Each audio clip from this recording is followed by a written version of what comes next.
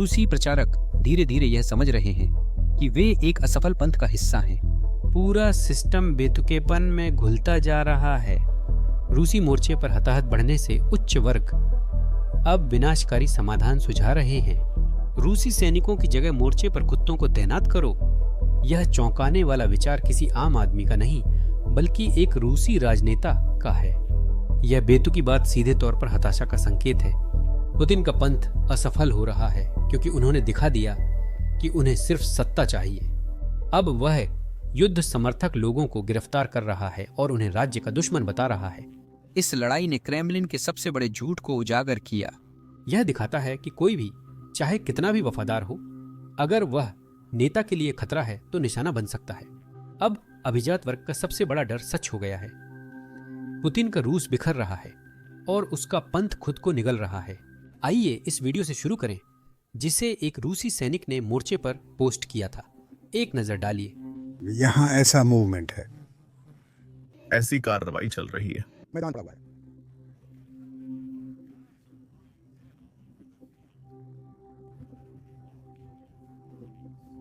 तीसरी बटालियन, 3 बटालियनें पूरी तरह से खत्म हो गईं और अब वे हमें भेज रहे हैं। अब हम ठीक उनके पीछे जा रहे हैं। जब आम लोग इस क्लिप को देखते हैं तो वे कहेंगे, शायद हमें कुछ करना चाहिए ताकि हताहतों की संख्या कम हो सके। वे छोटे व्लादिमीर को भी दोष नहीं देते, जिसने सैन्य अभियान शुरू किया था। नहीं, मैं सिर्फ अंदाजा लगा रहा हूँ। ज्यादातर रूसी जानते हैं कि अगर आप ऐसा कुछ करते हैं तो आपको रूसी अपार्टमेंट की खिड़की से सीधा नीचे जाने का एक तरफा टिकट मिल जाता है। तो रूसियों द्वारा पेश किया गया समाधान क्या है? वे सैनिकों को कुत्तों से बदलना चाहते हैं। सबसे बुरी बात यह है कि यह विचार किसी आम आदमी का नहीं है, बल्कि एक रूसी राजनेता का है। यही लोग रूसी सरकार चला रहे हैं। बस सुनिए। मेरी बात को मत मानिए। आप मेरी प्रस्तावना को बेतुकी मान सकते हैं, पर मुझे लगता है ये हमारी हकीकत के हिसाब से सोच समझकर कही गई है। 2 हफ्ते पहले हमने अपने लोगों की सुरक्षा सुविधाओं के निर्माण में मदद के लिए निर्माण सामग्री से भरे ट्रकों की अगली खेप भेजी थी। दुर्भाग्यवश उस इलाके में हालात बहुत अच्छे नहीं हैं। मूल उद्देश्य सभी की सुरक्षा करना है।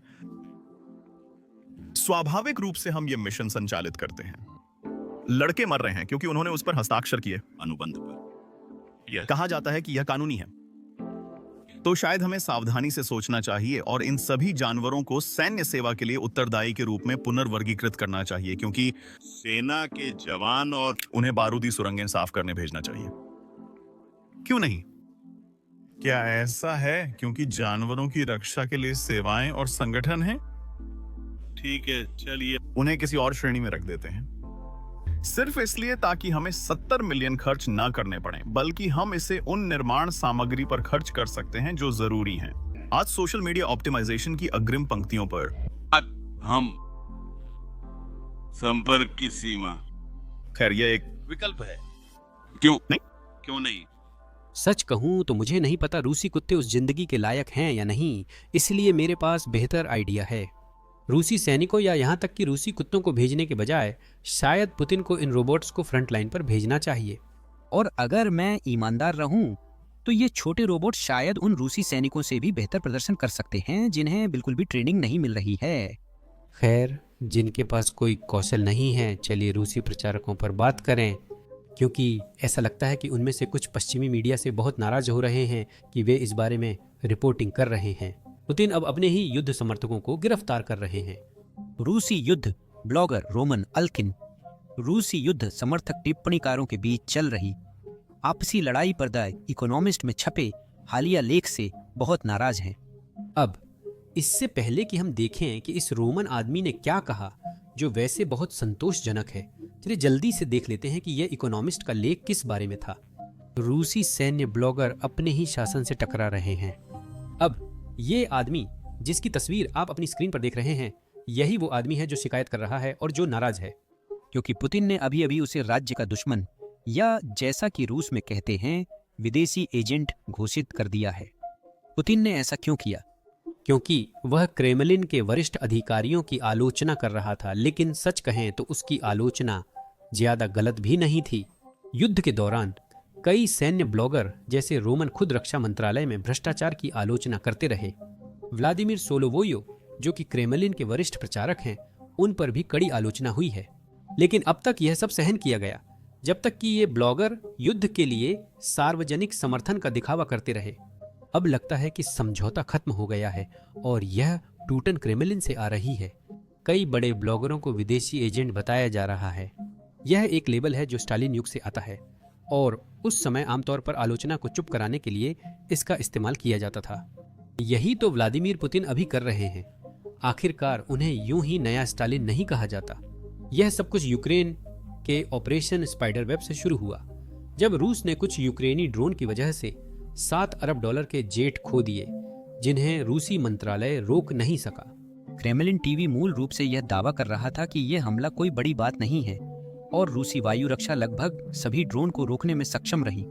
यहीं ये ब्लॉगर आते हैं जो नष्ट जेट्स के वीडियो तस्वीरें पोस्ट कर रहे थे और वे मंत्रालय को इस तरह के हमले को रोकने में असफल रहने के लिए और ऐसी किसी चीज को रोकने में असफल रहने के लिए आलोचना कर रहे थे, जो रूसी क्षेत्र के इतनी गहराई में हुआ था। और यही वजह है कि इन ब्लॉगर्स को अब विदेशी एजेंट करार दिया गया है। यह इतनी बड़ी खबर है कि अब द इकोनॉमिस्ट, द गार्डियन और द टेलीग्राफ जैसे बड़े मीडिया भी इसे कवर कर रहे हैं। उन्हें यहाँ से पता चलता है कि रोमन किस बात से नाराज हैं। चलिए देखते हैं रोमन क्या कहना चाहते हैं। मैं उद्धृत कर रहा हूँ। आज मुझे द इकोनॉमिस्ट का एक लिंक भेजा गया जिसमें मेरी फोटो को कवर पर लगाया गया था और हेडलाइन थी, रूस के उग्र ब्लॉगर अपने ही शासन से टकरा रहे हैं। मेरे लिए यह सिर्फ एक असुविधा है, विदेशी एजेंट का ठप्पा लगना। जो लोग किसी चीज की परवाह नहीं करते वे अक्सर यही कहते हैं कि उन्हें उसकी परवाह नहीं है। रूसी लोगों की यह हाई स्कूल स्तर की दलील है।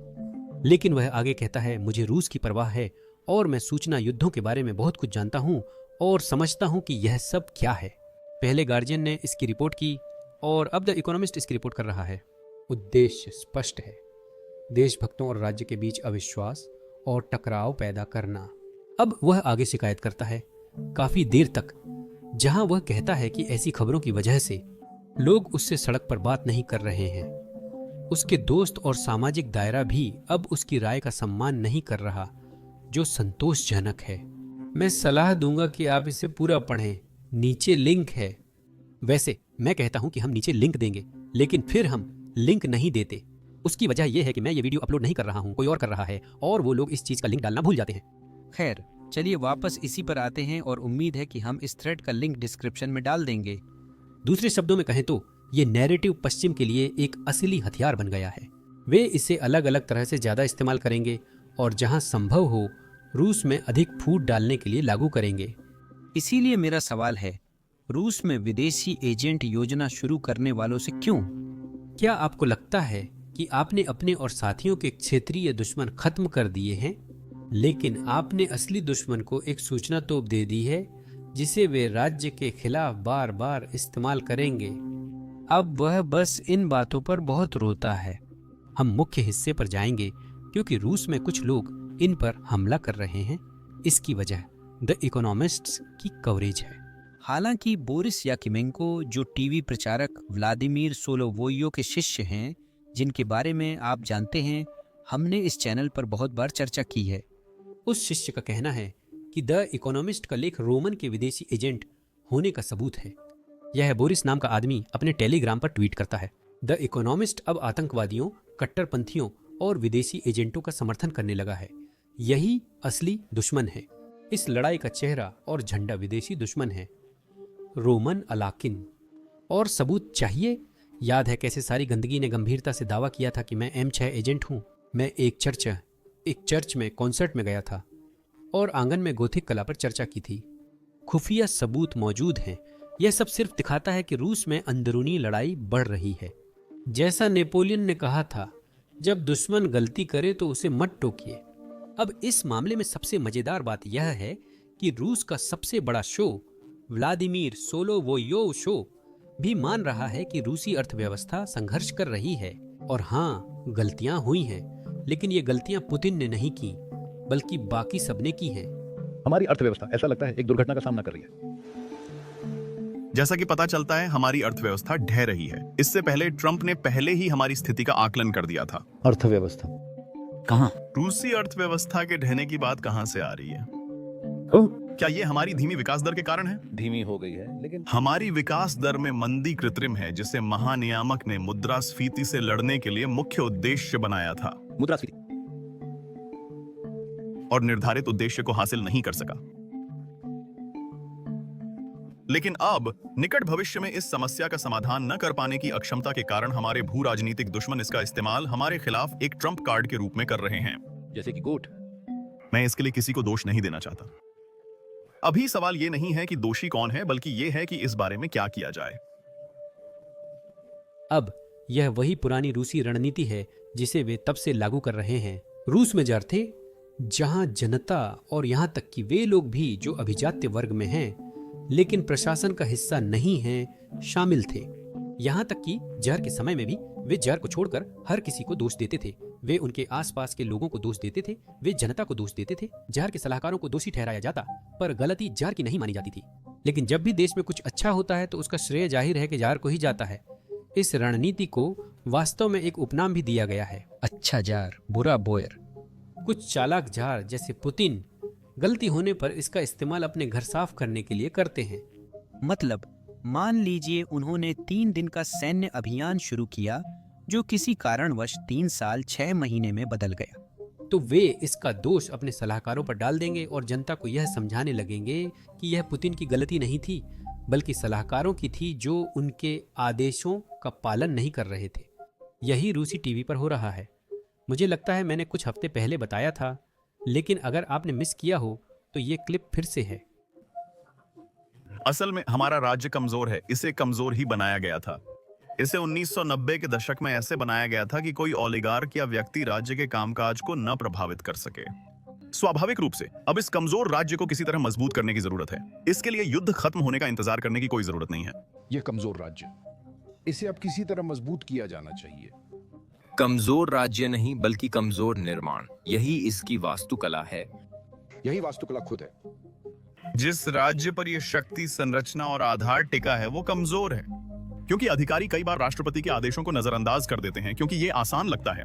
कुछ न करना ज्यादा आसान है, ये जानते हुए भी कि निष्क्रियता के क्या नतीजे होंगे, जैसे कि तेल रिफाइनरियों के मामले में और इसी तरह की चीजों में। सही। अगर ये आसान है तो कुछ न करना, ये समझना कि कुछ न करने का क्या परिणाम होगा, वही एनपीसी और बाकी सबके साथ। राज्य कुछ नहीं कर सकता क्योंकि उसके पास अधिकारी को मजबूर करने का तंत्र नहीं है। वहां तो और भी डरावना है। ये उससे भी ज्यादा डरावना है। 1990 के दशक में हमने इसे ऐसे बनाया कि गैर जिम्मेदारी की खाइयां बन गईं। जब वहां बस कोई जिम्मेदार ही नहीं होता, वहां कोई जिम्मेदार नहीं है। हम सोचते हैं मंत्रालय अपने नाम के क्षेत्रों का प्रबंधन करते हैं, लेकिन असलियत अलग है। असल में उनके जो नाम हैं वे असलियत के करीब भी नहीं है। अब पिछले कुछ हफ्तों में हमारे कुछ वीडियो डिमोनेटाइज और रिस्ट्रिक्ट कर दिए गए हैं, शायद इसलिए क्योंकि YouTube को यूक्रेनी फ्रंटलाइन से दिखाए गए कुछ क्लिप्स पसंद नहीं आए।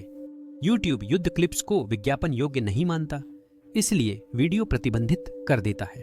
इसीलिए हमने खुद का प्लेटफॉर्म बिजनेस बेसिक्स बनाया, जिसे शुरू से बनाया और कोई प्रतिबंध नहीं है। इस तरह हम आपको यूक्रेन और दुनिया भर की बिना सेंसर कवरेज दे सकते हैं। अगर आपको ऐसी चीज़ों में रुचि है और आप स्वतंत्र पत्रकारिता का समर्थन करना चाहते हैं तो जरूर जाइए। हमारी वेबसाइट देखने के लिए basicsinsider.com पर जाइए। आप विवरण में दिए गए लिंक पर भी क्लिक कर सकते हैं या अपनी स्क्रीन पर दिख रहे QR कोड को स्कैन कर सकते हैं। जुड़ने पर आप ऐसा कंटेंट देख सकेंगे जो हम YouTube पर नहीं डाल सकते। साथ ही हमारे चैनल और कवरेज को सपोर्ट करने के लिए धन्यवाद। मैं सैम हूँ, अगली वीडियो में मिलूंगा।